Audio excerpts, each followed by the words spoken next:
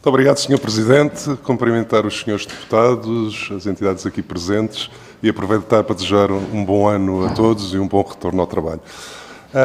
A floresta portuguesa é um tema central, sem dúvida, e muitas vezes tratada como um tema sazonal.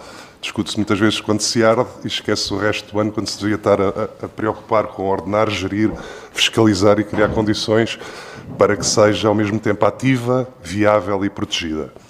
Por isso, consideramos que o objeto desta audição insere-se de facto num debate central para o futuro do território nacional.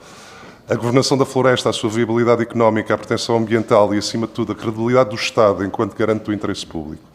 Esta credibilidade tem sido posta à prova, ano após ano, por três realidades que todos conhecemos.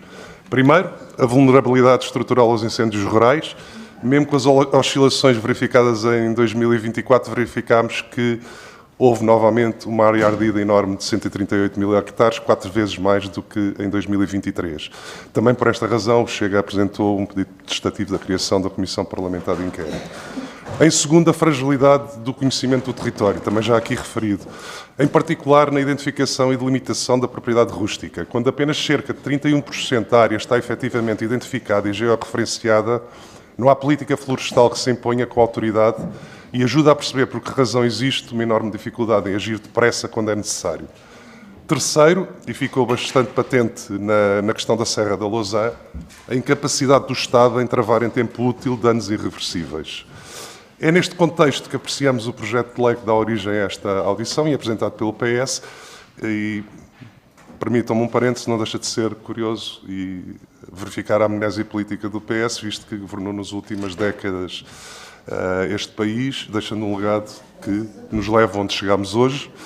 E, aliás, em 2017, quando foi prometida a grande reforma florestal desde Dom Dinis, ainda aguardamos por ver o que é que vai acontecer. No entanto, salda aqui o ímpeto reformista agora do PS, que, embora vem com medidas que, na altura, não teve coragem para apresentar ou capacidade de as concretizar quando governava.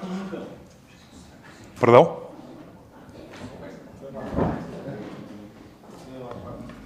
Foi uma parte. Voltando ao mérito do projeto de lei, há aspectos que consideramos bastante positivos e necessários, como o reforço do regime de controle nacional, a fiscalização e a preocupação com a rastreabilidade do material lenhoso, que vão claramente no sentido certo. Mas uma lei desta natureza não pode ser avaliada apenas pelas intenções que enuncia e que visa cumprir, também tem que ser avaliada pela capacidade real de funcionar no terreno. E aqui surgem-nos algumas questões que julgamos que não podem ser ignoradas.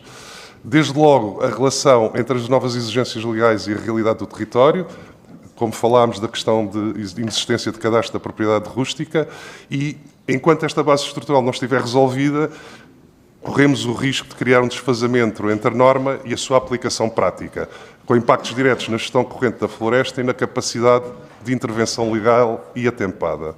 Coloca-se também a questão da capacidade operacional do Estado, a introdução de regimes de autorização prévia, em particular em áreas classificadas sob o regime florestal.